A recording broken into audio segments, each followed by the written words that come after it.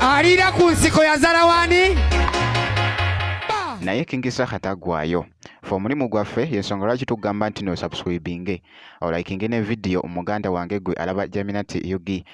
jukira nti ne bitrading ate tubijjayo nawe nosobola okubiraba ki ekigenda mu maaso ku selebuwo era nga ntuuse nabyo ate mu maaso awo nina munnange ate akubaka obwa Eddie Muto munnange waliwo abamu munnange abalaga munnange obutali bumativu eside eno okuli ne honorable munnange ate Matembe ngenda kubeera nga mbikuyitira mu maaso eyo naye katusooke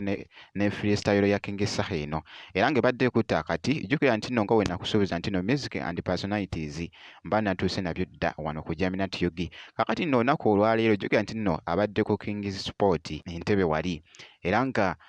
freestyle eno ebadde ekutta kati kakati nno abadde n'obubaka bwabadde munnange ayisa mu freestyle eno munnange oba abadde agamba ani kakati nno bibadde byogeza abamu obwama nti nno leero King Saha ani yamutabudde bannange ani yatabudde King Saha eside eno sooka owulye freestyle eno ate ndyoke nkuzaawo mu maaso alira ku nsiko yazala wani mana mafia mana kira ola tinga shina ola tinga banga ola nice ola fine them a look on me face and smile them a rango them a tango ola them me look them a fine them a shine me wa fi you all of them a fi joke I'm a fi cry them a ready man a ready while if I think I me happy them fi nyam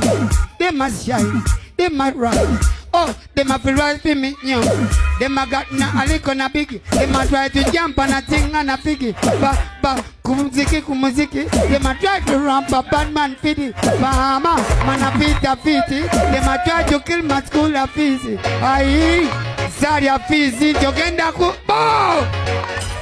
era nga webadde ekuta kati nkugambye ebadde ekuta kati ku mukutu munnange ate ogwa TikTok kati naawo kankuggyeko kakati nno wenkoledde vidiyo eno mbadde ntambula awo nguddeko kaawo ku katambi ka Fred Lumpuye kosaate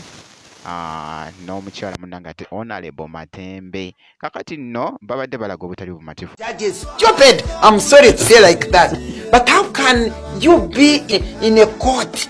and they bring you somebody who has been tortured and is yelling and suffering, and you cannot allow that person to go to a hospital because you fear for losing a job? You Ugandans, you have become hopeless, you have become powerless, you have surrendered to nothing, and the nation is going. But I think one of these days, you never know what may happen to this country. Ebigambo Eddie Muto byayogedde n'abasajja abalese fayiro evunana Eddie Muto buli omu akotese omutwe bw'ati balooya ba Eddie Muto buli omu akutte ku mutwe abantu abadde mu kooti buli omu ayagadde okukaaba ntunuulidde omulamuzi simanyi musajja gwe oli Muganda oli Muhutu oli muki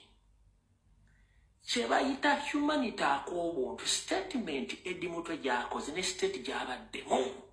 obadde ogambirawo nti okusinzira ku mbeera y'omuntu kubandeetedde ng'obuyinza obwampeerwa ssemateeka wa Uganda sigenda ku proceedinga na musango guno antiyo nga Eddie Muto afunye obujjanjabi obumala under the supervision of any government protection nenga tali mu kkomera. Wabula omulamuzi ogenze maaso n'owuliriza omusango n'osoma ebintu ng'omusajja akubulidde embeera gy'alimu. Omusajja agambye nti amira pain killers 12 olunaku okufuna obuwega obutafuna pain. Olina omukazi wakagoddayo n'omugalamirako. Olina abaana b'otuna b'okulawundi tebo ne muli emmere. Olina abooluganda. Naye kalika humanity nga Eddie Muto agambye nti sirina bujjanjabi. Mira pain killers 12 per day. That is overdose. So that means the side effect y'eddagala eryo esobola okulitreating n'ekola Eddie Muto ekikyamu kubanga akugambye amira pain killer 12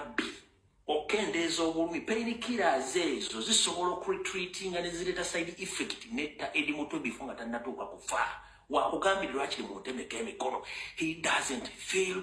himself teyewulira otudde mu kooti okutta empapula buli muntu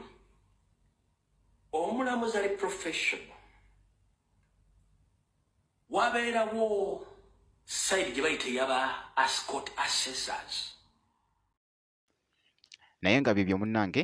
era nga obuwulidde ntowooza obubaka obufunye